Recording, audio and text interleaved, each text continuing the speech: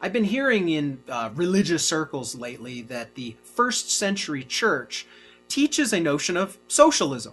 That if you really read the book of Acts, as these early Christians got together and they sold properties, they shared their goods. Those who worked provided for those who didn't. Those who had gave to those who didn't have. And the whole notion is that everybody got together in a spirit of unity, in a spirit of first century Christianity, and shared everything.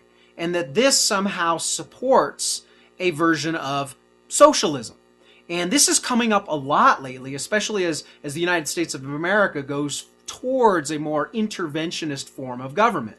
That the state is better at not only providing the roads or providing the education, but also for providing for the poor, for the disenfranchised, that we're going to somehow, through the taxation system, bring in all this money, and then that will be handed out to charity. That could even include our spiritual education. That the state somehow will do this better than the people. And I'm hearing more and more that there's an argument from Scripture for this. And I just wanted to bring this about and say, no, Scripture doesn't teach socialism at all.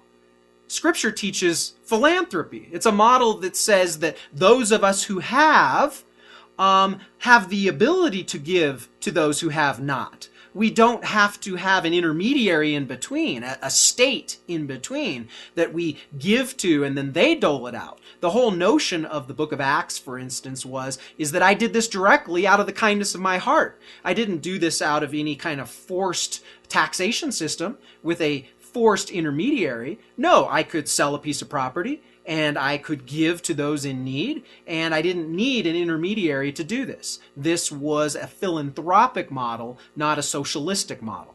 The notion of entrepreneurialism, of capitalism, of liberty, all of these things that said, I can go out there and produce. If I'm gifted in making a certain item of commerce and I make money, then I have a desire in my heart, driven by altruism, driven by service, driven by love, to give to those who are in need, to give to those who might not have a gifting to make something, but they're doing something more like teaching or preaching or what have you. But to say that this somehow says socialism is a model that was ordained by God or the early Christian church is wrong. It was a model of selfless service, a model of philanthropy after entrepreneurial capitalism. It was a model of those of us who could earn a living can give out of the kindness of our hearts to those who aren't making a living or serving in a different way. So it's a really important time in history as we decide to go along a different course of more interventionist government or even socialist programs, socialized medicine or socialized charity or socialized education, to remember that was not the model of the first century church. And so it is important to keep that in mind as we attempt a new experiment here in the United States.